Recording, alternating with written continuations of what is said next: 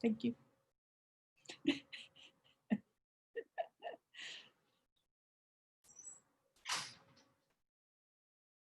All right, looks like our numbers are slowly jumping up, so we'll give a couple minutes.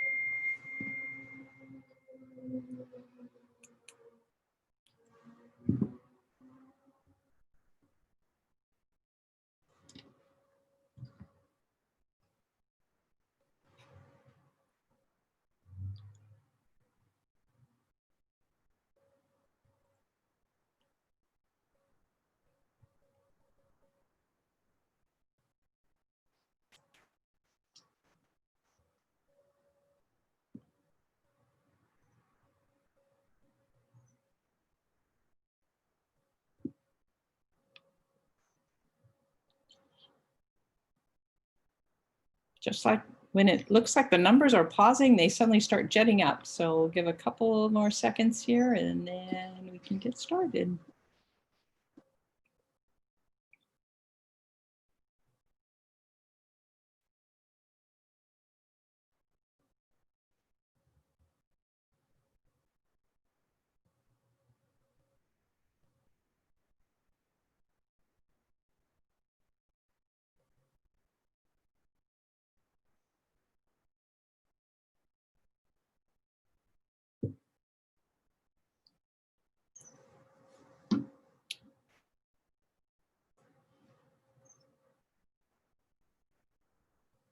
All right, I think it's slowing down. So good afternoon and thank everyone for joining us for this town hall.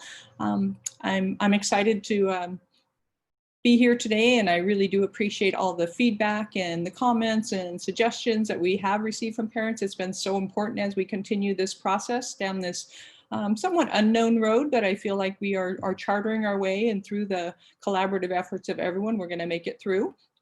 Joining me on the panel here today to help answer some of the questions is Leslie Maines, our Associate Superintendent of HR / Chief Engagement Officer, Allison Lanier, our Associate Sup of Ed Services, Mahmoud Abid, our Senior Director of Technology, and Joe Vidal, our Senior Director of Student Services. So I may ask them to jump in as we go along and help answer some of those questions. Just a couple of the housekeeping, if we can, before we jump into it, is if you could turn off your microphone until you are speaking. And when you do want to speak, if you could raise your hand. We will just go through some general information and overview, and then we really did want this opportunity to hear from you and answer questions and be able to have that open dialogue going on as well. This is being recorded, so if you have friends and family who want to listen later on or miss this out, they could certainly have that opportunity as well. We also know we may not be able to answer all the questions today. We do have 1 hour time slot that we set aside. But what we did go through is the survey that was sent out. We tried to gather some of those questions into those real common themes. And I think there's a couple that just kept rising up that, you know, are definitely weighing on everyone's mind, and we can address those, and that may resolve some of those other questions that come up. So we do ask, so we'll go through what information we had to share with you and then jump into questions as well.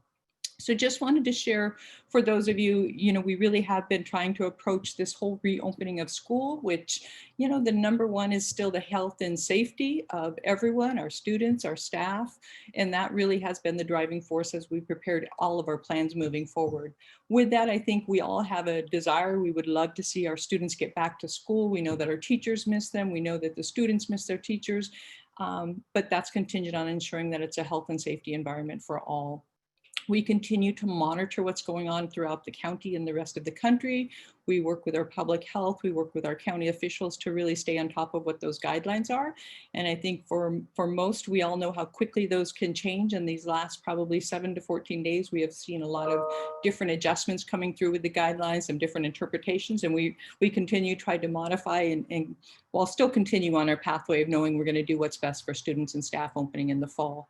So we have developed this 4-phase plan that the idea was with the 4-phase plan really was to develop something that we could easily move in and out of as the COVID surges or as we continue to evolve and have decreased numbers. And so we wanted to have something that we could all be aware of what's going to happen under each of those 4 phases. And if we needed to trigger to go back into a phase, we'd be able to do that.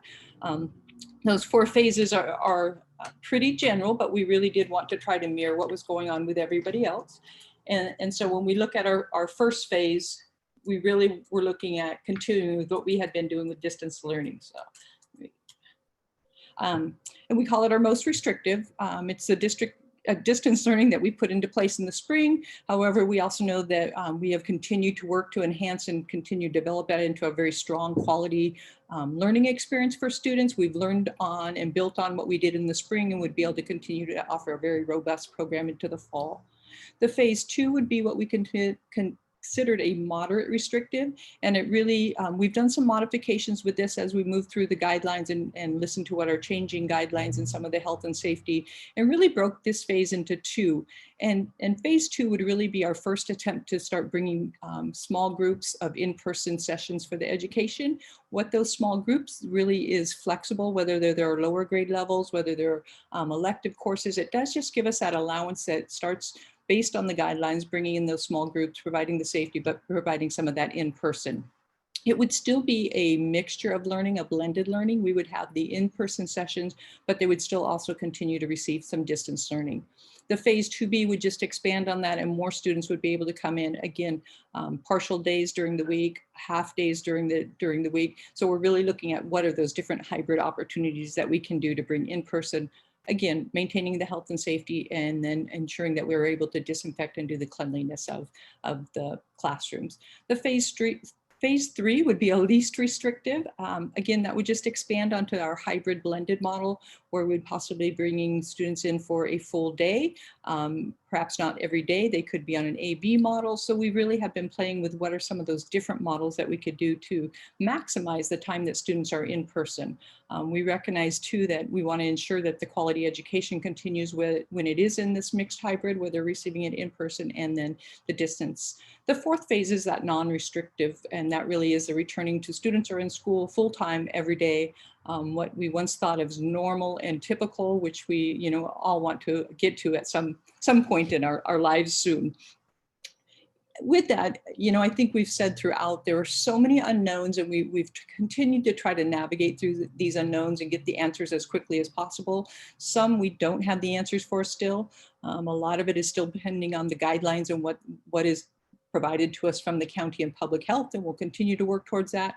But I think the other things that have evolved, and really one of the dominant questions, concerns that came through on the survey and really wanted to spend some time being able to share with you tonight, is the whole distance learning, and parents wanting and recognizing that they're just not ready to send their children back to school, no matter what we put in place with in-person and the health and safety, and just wanting to acknowledge that that's important to us as well. We will offer a distance learning strand that parents can opt in and out of.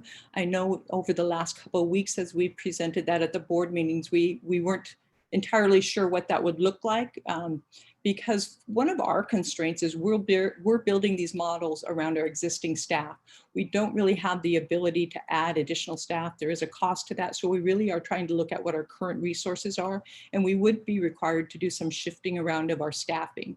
But we are committed to offering this distance learning for those parents that want to opt into it.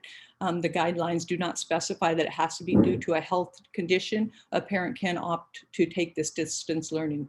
So what we're working out between now and we will hopefully have it completely resolved by Thursday when we can present to our board is really what are those opt-in, opt-outs, whether we can do it at a semester basis or whether we could do it more frequently into those 9 weeks. I think what's important to recognize what we're able to do with that distance learning alternative program is it does require us pulling teachers that are our regular teachers. And so if you opt into that module, you would not have your same regular teacher you would have had you been attending your home school. It will be a dedicated teacher just for that distance learning. That is one of the trade-offs. We're also looking at, we recognize that the importance of choice and the importance and the value of homeschools, and we really want to be able to honor that you could go back to your school if you opt back into the hybrid model versus the distance learning. Part of that will depend on whether there's space available, because again, we're going to have to do some restructuring with our staffing, and then certainly looking into the following year of 21-22 of being able to honor parents to put their child back into their homeschool. So I think those are really important as well. The other piece that really stood up out of questions and concerns from parents is the attendance model. How are we going to do attendance throughout the year and ensure that students are connecting? There's actually guidelines that are being put out for us that are helping to lead that way. Our plan is to have a daily attendance where we can monitor, be able to identify if we have some students who maybe are not being connected into the distance learning or the hybrid model, so we could immediately follow up and ensure that they do and are receiving that contact from their teacher. The third piece that really stood out there is just the distance learning. And again, you know, I think our teachers did an amazing job implementing distance learning in March when we suddenly went into this new form of learning and living. And they continued to adapt. They continue to get stronger. We continue to learn. You know, we increased our PD.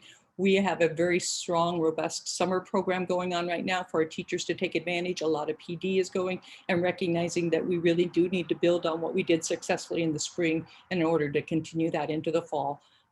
That is probably one of the biggest unknowns we know. We've declared we're going to start into distance learning. We're working into that criteria of what it looks like to move into hybrid, into phase 2, but we don't know when, at this point, when we may get into phase 2. So we really need to ensure that distance learning is meeting the needs of our students and our staff and our parents. And then that kind of leads into that fourth pocket of questions and concerns that came up is, what is that criteria that we're going to use to be able to move into those phases? You know, a lot of that is dependent on what the guidelines and the health and safety is, but more so it's how we can take those guidelines and apply them. And so we literally have a dashboard that we use to go through the list of what are the recommendations, what are the requirements, and see where we are in our district as far as getting to them. Some we know that we can get to, it's just taking a little bit of time. Some are really struggles for us because there are some financial constraints for us to put some of those pieces in place. And the others are, you know, with this changing guidelines, we really are trying to adapt as quickly as possible. So with that, you know, we will and are putting together those protocols that we want to be able to share with everyone. That's it. That's probably that fifth pocket of information is what's going to happen when we do have a COVID case. What will happen if we come back to in-person and suddenly we have a student that tests or a staff member that tests. So we are working on putting all those protocols together. We have our nurses working with the public health. So all of those are in the works. And I just wanted to reassure you as parents, we may not be able to provide you the full product right now, but we are certainly in the works of it, and staff are working literally around the clock to get these done, and being very flexible, because again, sometimes we think we have something in place and then the guidelines suddenly shifts a little bit and we have to shift as well. So again, I think we hold true to our course of these 4 phases. We know we need to start in distance learning based on the information that's out there. And in fairness to family and staff, we need to hold to that because people need to plan their lives accordingly. And so I think we've made that commitment. We are starting in distance learning. We'll continue to look at what do we need to put in place for that phase 2 and what are those criteria marks so that you as families can plan for that as well. And with that, I am going to pause and we can start taking questions, because again, this is really the important opportunity for us to hear back from you. Before that, I do want to share that, you know, I've received many emails and just great suggestions and feedback, and, you know, have you considered this model or have you considered this? And it's so valuable because there's so many different things swirling out there, and just to hear these different ideas, you know, we really are taking them all and saying, you know, would this work or why wouldn't this work? So, you know, please, as you have those, send them our way, because they really are useful and valued, and we do appreciate them. So with that, I'm going to turn it to Leslie, who can, if you would like to speak, if you want to raise your hand. Yeah, so I'm going to have our communication analyst work to unmute you if you have your hand raised. We did turn off the chat function only because it's really hard for us to pay attention to the questions and respond to questions in the chat. But like Stacy said, you know, you can email any one of us with follow-up questions. And if we do not get to your questions today, join us at the board meeting or also email us. And then the only thing I'd love for you to think about as you're asking your question, we've got 500 people attending the meeting. And if you would hold to one question and then re-raise your hand if you have an additional one, just so that we can make sure that we hear as many individuals as possible. So Pam, are you gonna call on people or you're just going to unmute? Oh, she's unmuted. I'm allowing them to speak. So Book Fair, you're up first.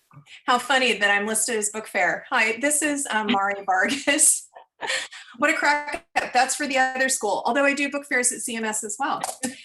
First of all, thank you all so much for all of your incredibly important work. We really appreciate you. And I do plan to send some further information your way, some ideas and things, because I have a high schooler at a private school who could provide maybe some interesting ideas. So I have a middle schooler in our district. And first of all, again, I want to thank you for starting the school year in a remote plan. I guess what I'm looking at now, and I would like to hear more about, is the specifics of what our remote learning really looks like. I sat in on the better part of the board meeting and I heard a lot about the multiple phases, and I'm thrilled that we're doing that as well. And I appreciate that you're working hard at what that second phase really looks like.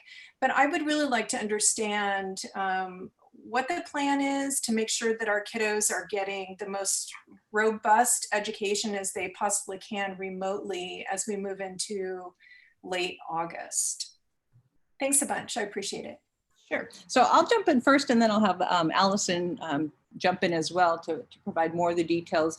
So we have started our summer work. This week was our first week. Friday we started bringing in our teacher groups and doing some of the lesson planning for the fall and looking at what other platforms we might be able to bring into for students to use. So really what we've heard back from a lot of the feedback from students and from parents and our staff is developing some not rigid schedules, but some schedules with expectations so that parents, know what to expect.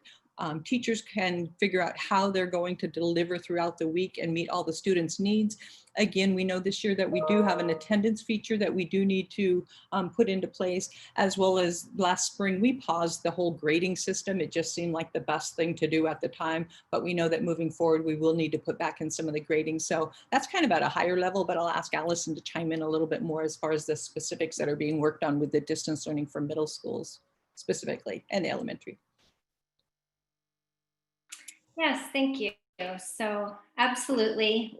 Last spring, we were in emergency distance learning, and now, we have a chance to be planning forward and reflecting on how things went. And as Stacy mentioned, definitely that consistent aspect and having a day that follows a schedule that feels rigorous and helps the kids stay engaged in their learning all throughout the day is one component of that.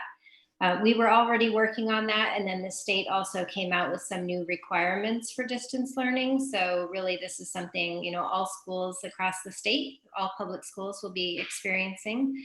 The instructional minutes will be specified, as well as the requirement for daily live contact with teachers. So we have been working on a variety of things to build upon the strengths, things that we're working this spring. Orientation to the school year is definitely one of those pieces, helping the students and parents understand the expectations and understand etiquette for online learning and how to make the most of it. We also are bringing in some new assessment tools and planning to use that first part of the school year as an opportunity for teachers to really get to know what students need. Within the schedules, we'll have some time set aside for that kind of whole group learning. Sometimes that is synchronous together time. Other times it's asynchronous, where the students are viewing recorded lessons, for example. And then also opportunities for teachers to check in with students in smaller groups throughout the week. So we also have a PD going on with the teachers that we're getting started around the tech tools and best practices for remote learning. Working in partnership with a group called EdTech Teacher to get that going. The district's worked with them in other situations over a period of time. So we have lots of different things happening, and we've been meeting regularly with our group of teacher leaders from each site to review best practices, learn from what they found to be successful or things that we need to boost up. And really, I think everybody's on the same page, is wanting to make sure that it counts for the kids and really pay attention to that pacing across the school year. I know parents are sensitive to this, and certainly educators are as well, as making the most of every minute and making sure that the kids, that it's adding up to significant learning across the year, and that we're addressing any learning needs that we identify.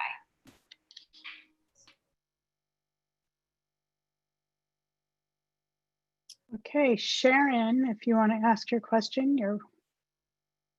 Thank you. I'll reiterate what Marty was saying. I really appreciate you guys being open and providing so much communication to all the parents. So thank you for that.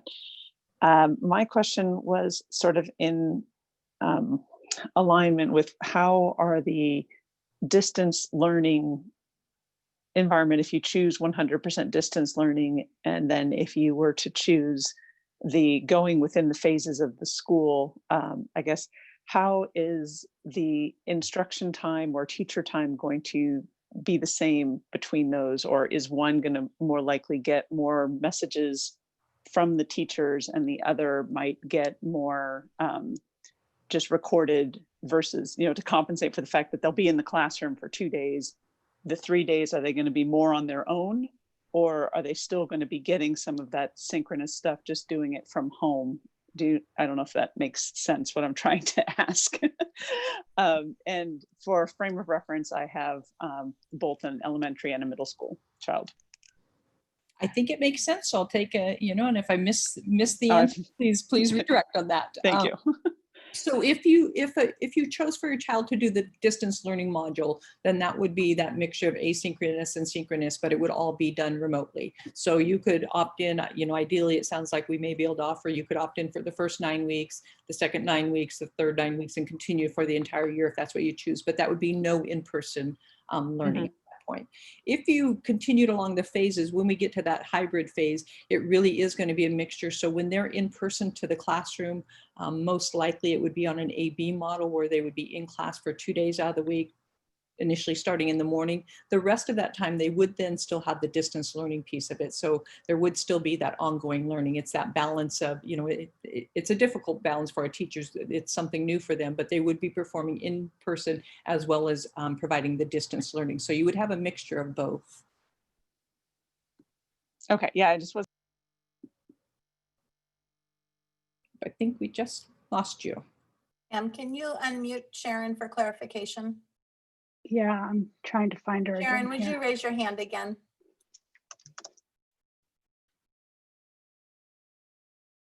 There we go. Okay. Sorry, Sharon. No, Sorry. that's okay. Yeah, and I think that more or less answered it. I was curious to see when they were doing the 3 days of self-learning, if there were still going to be those same communications of synchronous and asynchronous types of lesson plans that come to them, similar to what you would have gotten for the distance learning days. I just wanted to make sure it wasn't going to be less teacher guided when you're on those 3 days that you're not in the classroom. Right. And that is part of why we were looking at the initial hybrid model, is allowing those afternoons that the teachers can continue to have that contact with the students, some of that small group work. So the mornings would be spent with their in-person sessions, but the afternoon and Wednesday really is designated for all that other work and those connections that they make with students. So it would still be a balance between the two. Thanks.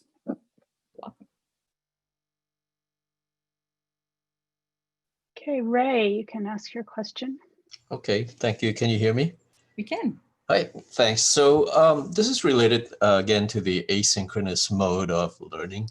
One of the things that we experience, I have a middle schooler. It's the communication. You know, it's highly asynchronous. My child may ask a question in email and not get a response for a week, and in some cases still haven't gotten a response. So it's not a natural mode of communication for the children or the teachers. And it has been quite a hindrance, and hoping that the team has thought about it and will address it somehow. Well, and first I think, apology that it wasn't a more successful distance learning experience, because we do feel very badly for that. And, I think that's one of the points is encourage parents, please speak up if that is happening, because that's certainly what the intent was. And we know that there was a lot of good things happening, but the other side of it, there's a lot of learning that we all learned through the spring and know that we need to make some modifications and corrections. So with the distance learning, we are putting together those expected schedules. So you as a parent would be able to know or expect what should be reached out, when your child should be having that connection. So you would know very quickly if that isn't happening, then to reach out to the teacher or the principal at the school site. So I think that will help a lot, is having some of these very common, consistent routines across the board. So I think that's the first step. The second step is really, now that we've had time to really dive in and to think about what do we want to accomplish with distance learning, knowing that it may not be just a short-term learning teaching tool, that it could be around for a while. Mm-hmm. Yeah, and again, that if we do fall onto email, that there is some rigor around using it and being consistent in using it, and not, being selective. And some days you have it, some days you don't respond to it, and then it becomes very, very unpredictable. We definitely hear that. Thank you. Thank you. Dan. Hi, everyone. My name is Dan. I'm a parent to 2 elementary school kids. My question is about moving between phases. I understand that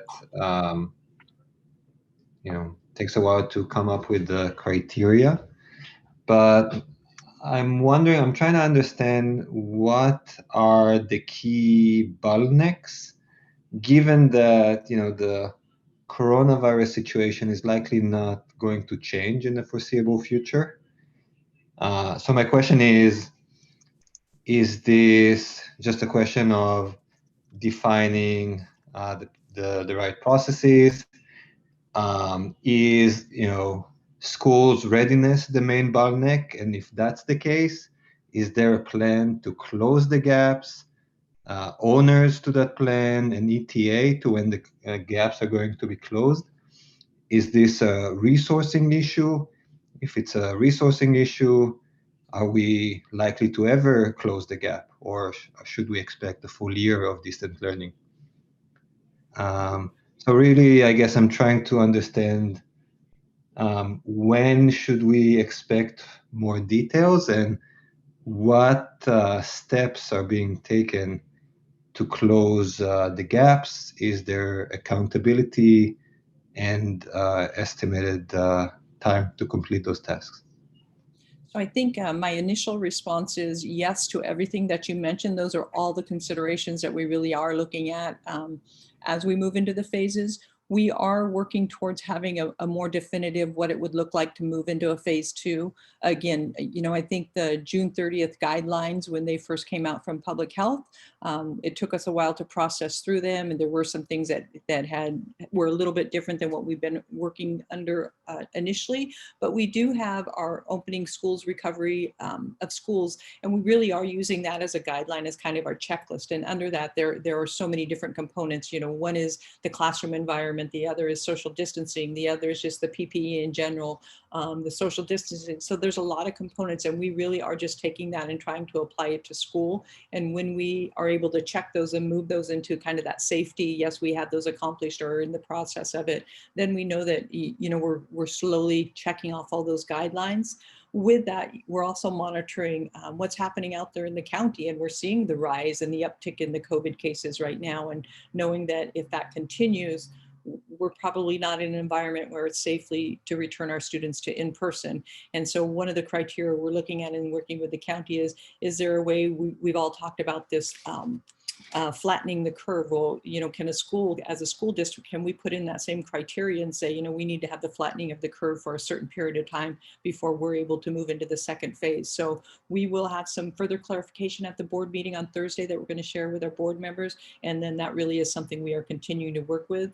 In all likelihood, we may get some updated guidelines from the public health here near the end of the month as we continue to evolve along. So it really is just going back and checking. One of the questions I think we have heard across the board is other districts are talking about in-person and why can they go in person? And we've said, that we're very hesitant to go into in-person. And there are some of those precautions that you can put in place that are a cost that as a district, we just don't have the funds in our capability to go in and put the personal guards around each student desk. We have over 16,000 students. Financially, we just cannot do that. But we can social distance, we can mandate masks, we can stagger the start time of school, we can bring in small groups, all of those pieces we can put, and that's what we're working towards. Last week we thought maybe we could get to that in-person small group much quicker. But based on what was happening outside of us in the county and the high number of COVID cases, we quickly realized that we needed to take a step back and pause, and we are not ready for that. We need to do distance learning. What I think we do need to do and what we're working towards is we need to give some time frames along those phases, because again, I think people need to plan, and there's so many different components of that hybrid model where if you're sending your child to school 2 days a week and you're requiring childcare the rest of the time, you need to have some time to plan for that. And so we do need to build in a window where we can say, this is the approximate time so families can plan, so teachers can begin to plan. And again, and the bottom line is we all have to stay flexible because we don't know, at any moment there could be a huge surge and everything is closed back down again, and we would be ready to react and be back into our distance learning. So again, I think that's kind of that importance of our 4 phases, is that we are able to move in between them. We just need to clearly delineate, or as clear as we can delineate, what it means to move into those phases. And we are working on that, and we'll have more to come forward as we move forward. And I put in the chat the link to the guidelines that Stacy was referring to. It's on our webpage if you want to peek at some of or all of those that we are looking at. So let me see who is next. Pam, I know you were going to let me call on people, but now I can't find them. So you might have to help me out. GK. Thank you. Sorry.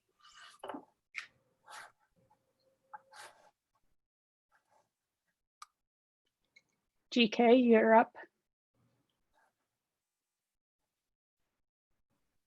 You want to go to the next one then? Maybe we could come back, circle back. Come back. Okay. Dharma. Hello, can you hear me? Yes, hi, how are you? Doing good, Stacey. Thank you so much for the Cupertino Union School District and all the efforts that you're putting in. I'm glad that you've taken a stand to do distance learning, at least the initial couple of weeks, and giving us families the opportunity to start planning on how the first couple of weeks might look like. So thank you so much for committing to that. One question that I did have about the 3 options that you're giving us. One is to go along with the district to go into the distance learning mode, and then the phase 2 and phase 3 approach.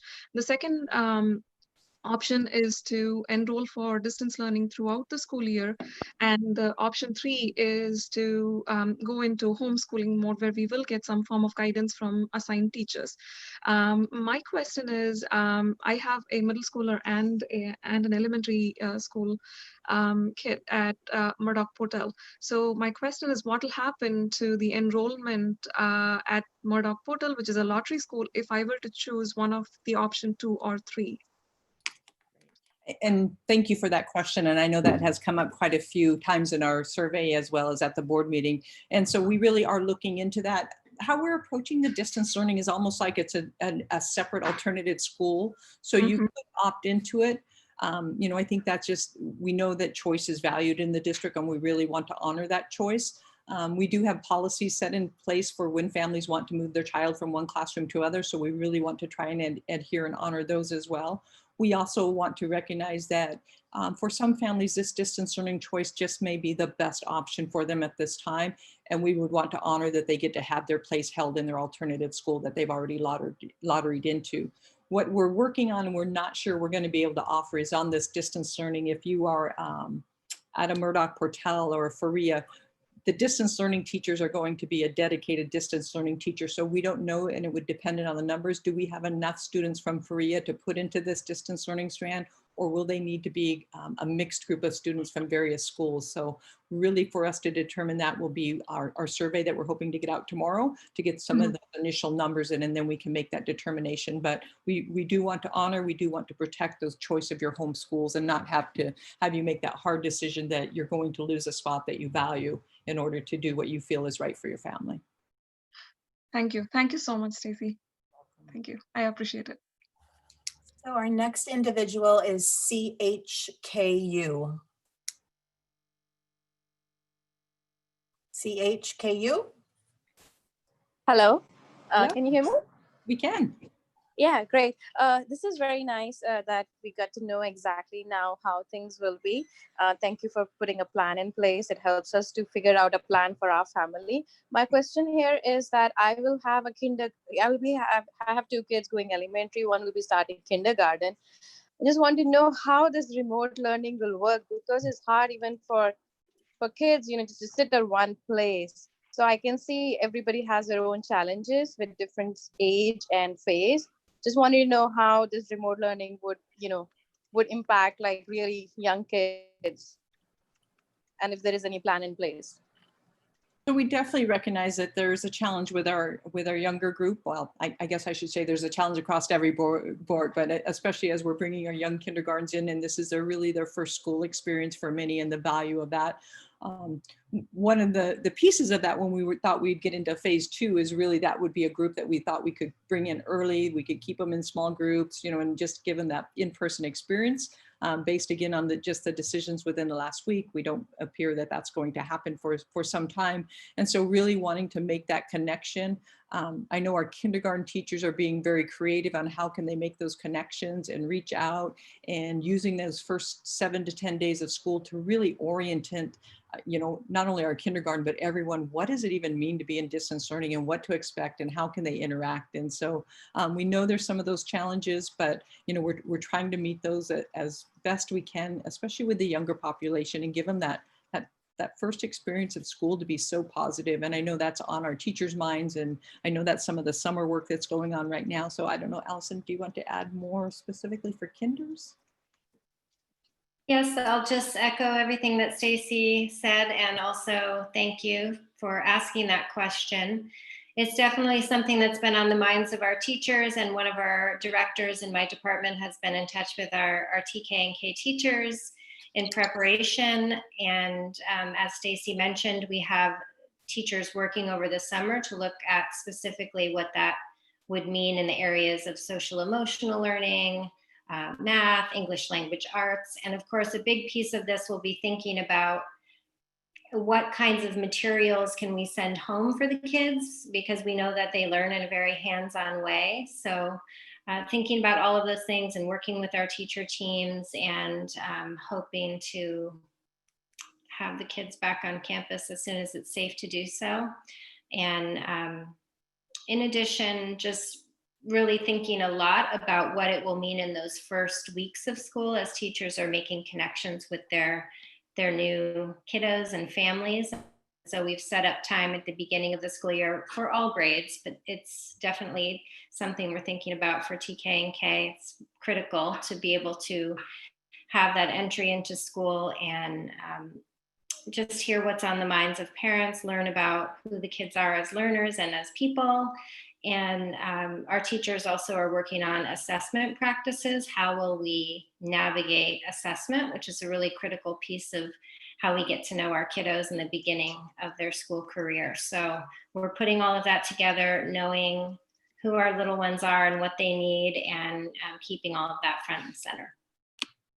I think the other piece to add to that, one different aspect that'll be in place this fall is that we are allowing our teachers to come back and work from their classroom initially at the beginning of the year versus working from home. And part of that is then they have that environment of their classroom as they're doing some of their online lessons, and they can give the virtual tour of the classroom again, to kind of acclimate. And we hope that that helps a little bit to increase some of that anxiety about starting school and what will that classroom look like and what would their workspace look like. So that's one small feature that I think will be different for our teachers and our students next year. So our next person is Lisage Dressler, and if I pronounced the first name wrong, I apologize. No, you actually got it right. Wow. Thank you. So I think I'm going to thank you all for all the work that you've been doing. I was very impressed with the presentation, and very comforted with the fact that we are starting on distance learning. When the numbers started to go up, I think a lot of us started to panic. Michael, I have a middle schooler starting middle school this year, so he's never been there. So of course there's a lot of anxiety just with starting middle school. And I was trying to get a better understanding. There was one bullet point in the presentation on how how their daily schedule is going to look like, and maybe I'm unfamiliar with how the schedule in a middle school looks like in general, but it seemed to indicate that there will be like 2 live meetings a week or 2 live meetings per period. If someone could clarify exactly what that is going to look like. And if I can just put one more question, whether they're going to be provided with their, the book materials, which is something that, with the spring, and of course it was an emergency thing, so everyone just jumped into the water, no one had lifesaver. But if they're gonna have their books and things like that at home, because I think that would help a lot. At least I felt, I ended up printing PDFs for my child last spring, and just to get them out of their computers at least for some time. So that was pretty much it. I'll let Allison jump in, but I think just acknowledging, I know the anxiety is on the students and the parents' part when they start middle school. I think we all feel that heightened level of anxiety. And so the more we can do to resolve that, and, using that time, as we've been having our talks, it's been the kinders and the 6th graders have really came up in our conversations, because it's a whole new learning environment for those groups. And to do that virtually is really the challenge. And I know that our teachers are really focused on that as well. So I'll let Allison describe a little bit more as far as what to expect with the schedule. Yes, so the kids will be having an orientation to middle school, and the teams are rethinking all of that to make sure that it will work in a virtual setting. And then once we get into the routine, the students they go through their classes by period. And so they will be seeing their teachers by period, 3 periods a day, having their official kind of class session. And so that will include that live time with the teacher, as well as any assignments that the teacher is explaining or giving out. And afternoon, there would be time for smaller groups and time to work on the assignments that were given in previous days. So you might have just 3 of your classes, but you're continuing to work on your assignments from the other periods and have an opportunity to check in the afternoon. Were you able to hear me that whole time? It felt like I might've been going in and out. I think we caught most of it. There was just a second of a little blip. Okay, thank you. So our next person is Prachi or Praki. Prachi? Yeah. Hi. Thank you so much, guys. And I'm so happy to be in Cupertino School District. And thank you for all the springtime online teaching and everything. It was super satisfying for me, especially. Faria, I'm a parent from Faria. My one kid is going to kindergarten and another one is going to 3rd grade. And I was just wondering if uh, about the phase. So the first phase is the phase we had in spring, like online only, and so that will be the first phase, and other phase will be decided on the situation, how the things will turn. So that was I want to clarify that. And the second thing, you said about the last person asked the question about the timing. I just didn't listen a little bit of that. So if you can tell me again, how many times the teachers will come and how many times they will able to see the teacher and get in the week to get the instructions and everything. Well, I'll jump in initially. So for the phases, there are the 4 phases, and we are still working on that clarification and what guidelines we need to have in place to move into the next phase. So we'll have more of that to share later this week, and we'll be doing out another community communication on Friday is our intent as we work through that. We also are still working out some of our protocols in alliance with the county and the public health. So all of that information is coming. So I know that we're not likely going to get to all the questions that are here tonight, so I do encourage everyone to jump in and chime in at the board meeting on Thursday, and we'll definitely have more answers and more definitive outlines of the hybrid and the all 4 phases actually. Okay. And about the teachers meeting the kids, please once more. I'm sorry I missed it. Yeah. The last thing. Alison, do you want to go over the schedules again? I can bring them up here. Yes, so we will be specifying the instructional minutes and the frequency of the lessons across the week. So there are variations depending on what we're talking about.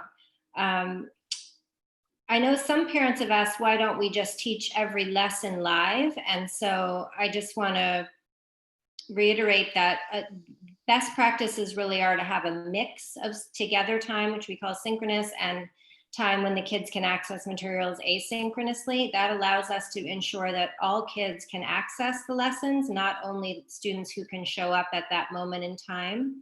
With kids at home, sometimes there's one device and someone else is using it, or problems with internet or other situations. And so we would continue having a mix of synchronous and asynchronous time, but we would ensure that the instructional minutes and the rigor of the schedule would be,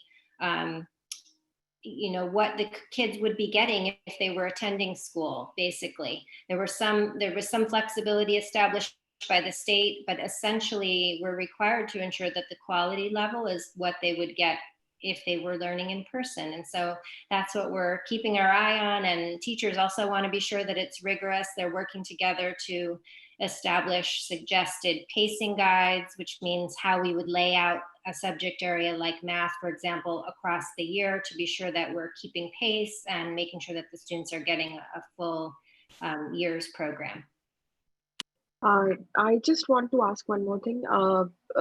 You were saying about the maths and reading. So right now, my 3rd grader for kindergarten I can handle because he's small.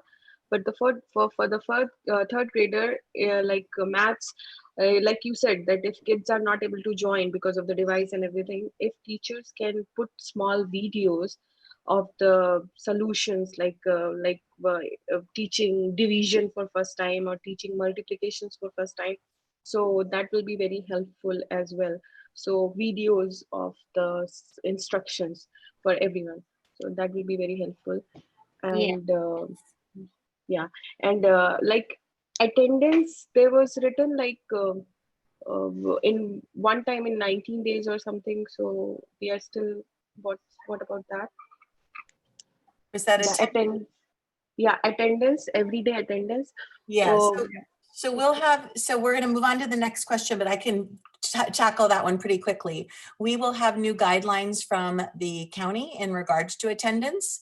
And so we will need to review those attendance guidelines and determine what does that really look like and how do we live it out as a district. But we will need to take in order to have secured funding is daily attendance. So it will be our expectation that regardless of the model that a family has enrolled their child in, that accountability piece will be absolutely critical.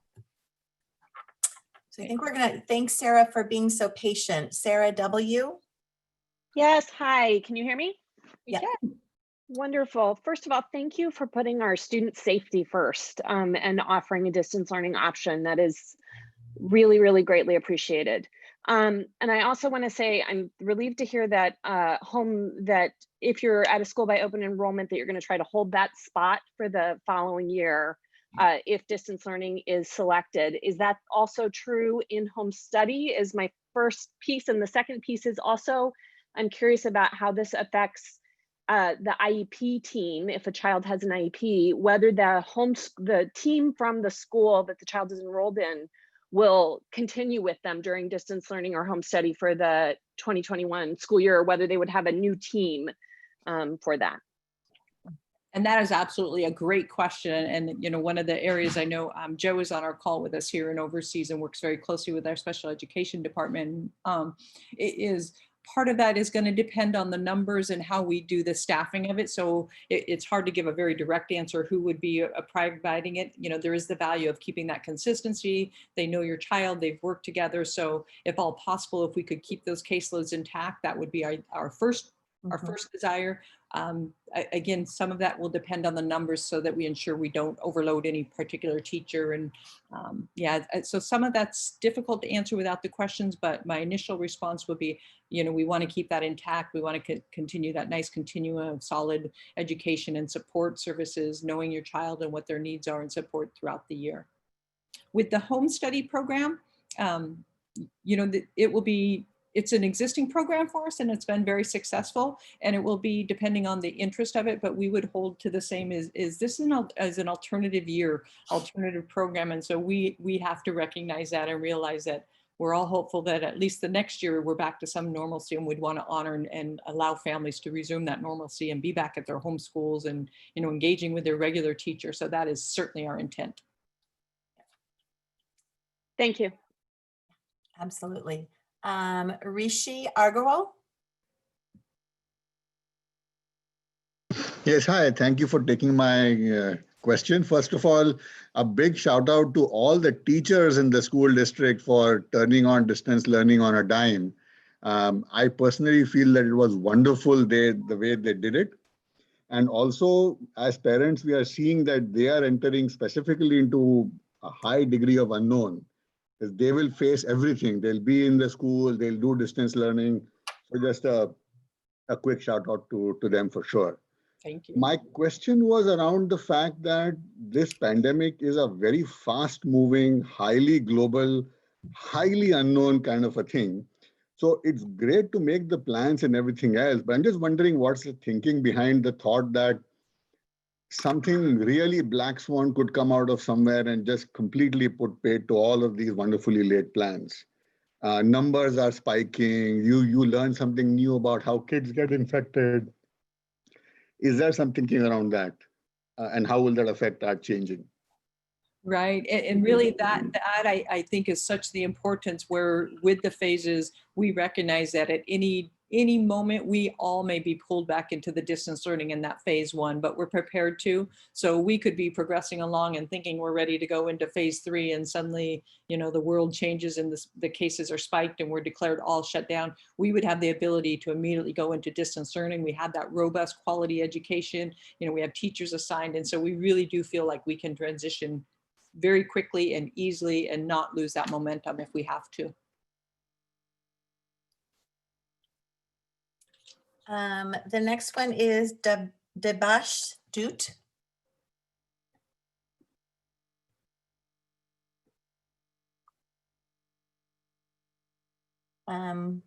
Debashish Dut.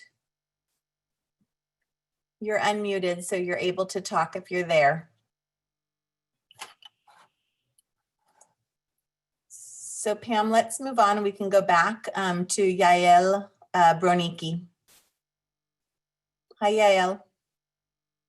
Hi, Leslie. It's Maya. Oh, it's Maya. I thought it was your daughter, actually. And I was thinking I was going to hear a young voice. Hi, Maya. Hi. So first of all, I want to echo everyone else and thank you all for.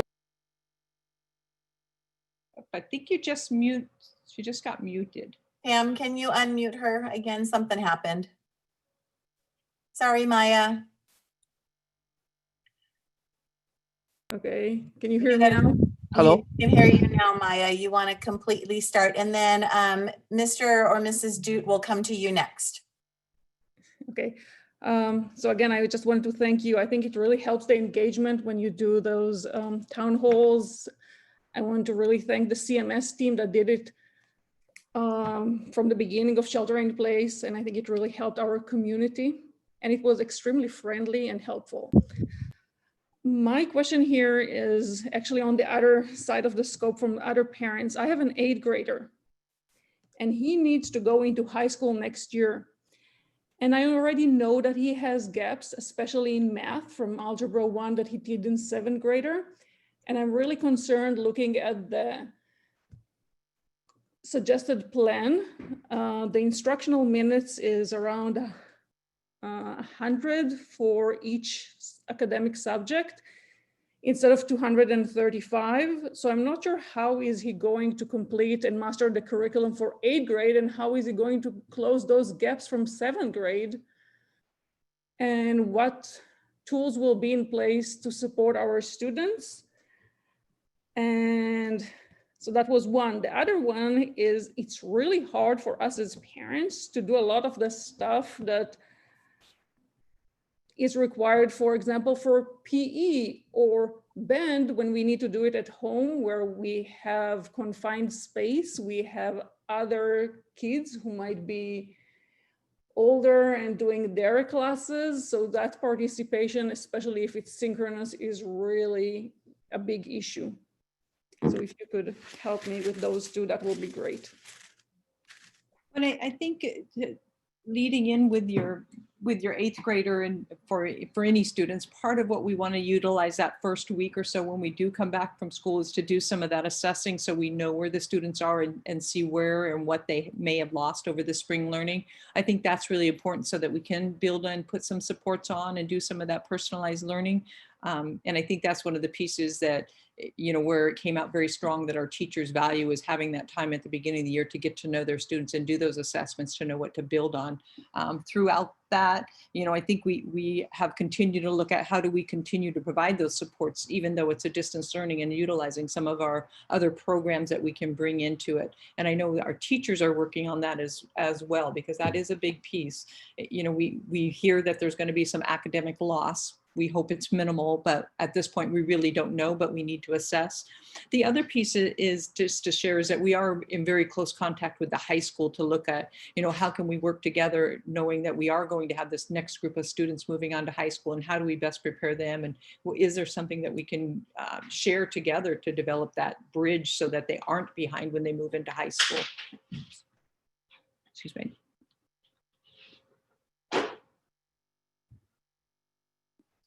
So for an interest of time, I'm going to keep moving along. I think we probably have time for 2, maybe 3 more comments or questions.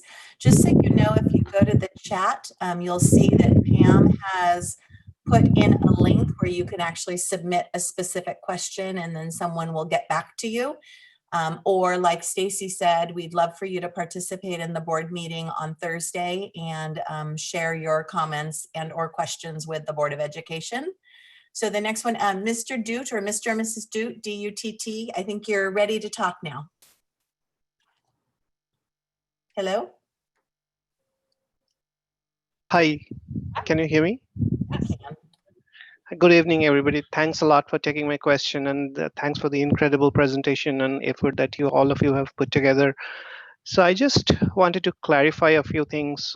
So basically on the phased reopening program, so what I understand is when school goes into effect on August 13th, we will be all in distance learning, so no personal contact as of now. And as we graduate in time, basically we're going to figure out whether we're ready for phase 2 or not. Is that sort of a correct understanding? Yes, that's correct. And so what we're working on is to be able to give a little bit more criteria definition around what needs to be in place for that phase 2 to take into effect. And so we'll be bringing that forward in the next week or so as we delve a little bit more into the guidelines and where we are with meeting all the criteria. So, you know, in fairness to families, again, I think we need to give some kind of a time frame to start preparing and planning.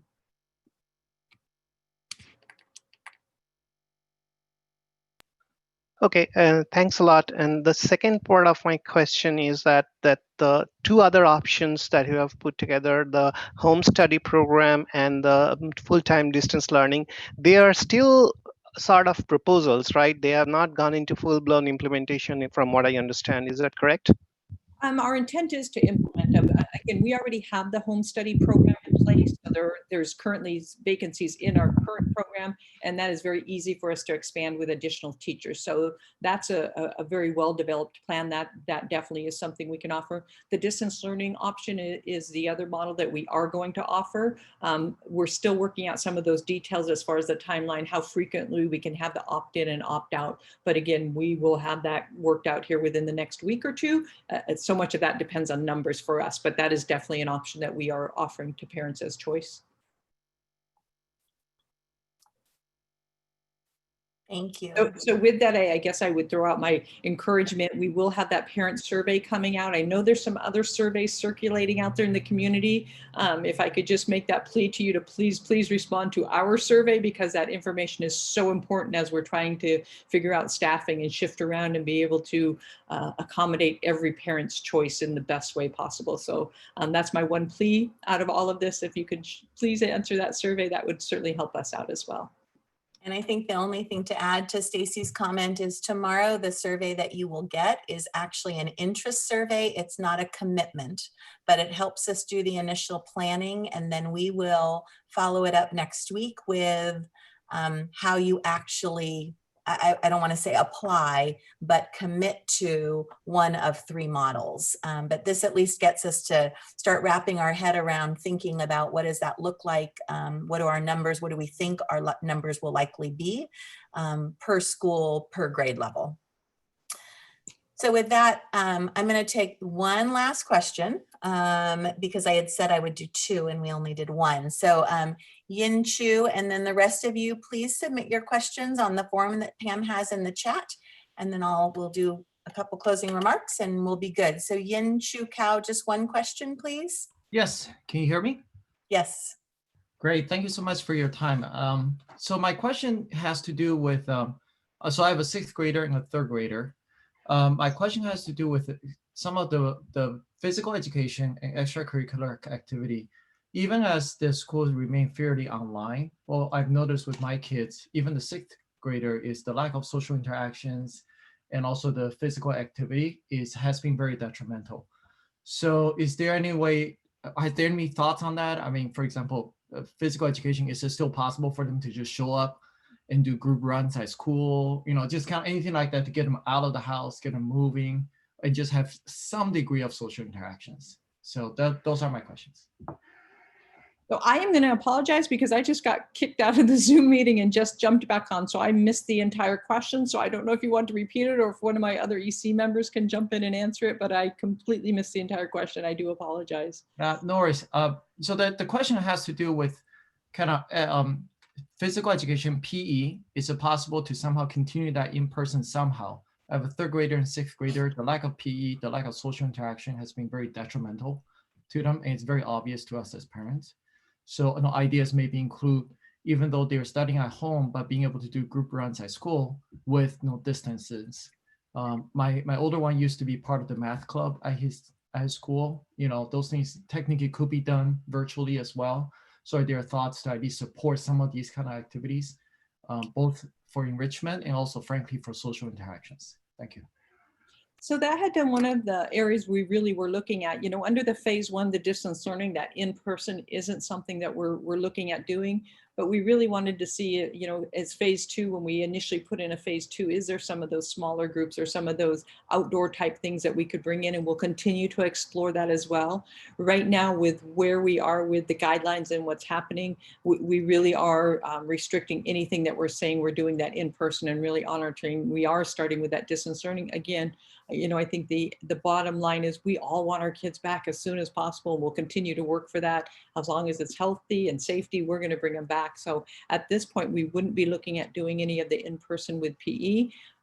You know, I know our PE teachers are working working to develop so that there's some of those activities that feel like at least they're in person, even though they may be looking at a screen or having to follow some other video, but at least to get some sense of that physical activity, which is so important for the mental well-being of everybody.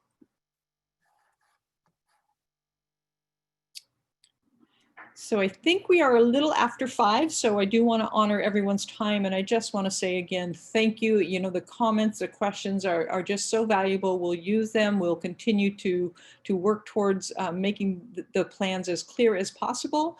We hope that you guys can join us on Thursday. We do have another town hall meeting scheduled for next Monday. We will be sending out a communication on Friday afternoon after the board meeting with just any updates or any further information. Our survey will be going out. Again, another plug, please respond. But as always, if there's any questions, anything that you need to share, please reach out and send an email. Be happy to respond, be happy to address. If we need to add more communications and have town hall meetings going on throughout the summer, we are more than happy to do that, because I just think it's so important that we all continue to work together. There's so many unknowns out there. Let's just focus on the knowns and make sure we all know that moving forward, and the rest we can address together. So with that, I just want to thank you all and have a good evening, and look forward to talking with you all soon. And stay well. Thank you, everyone.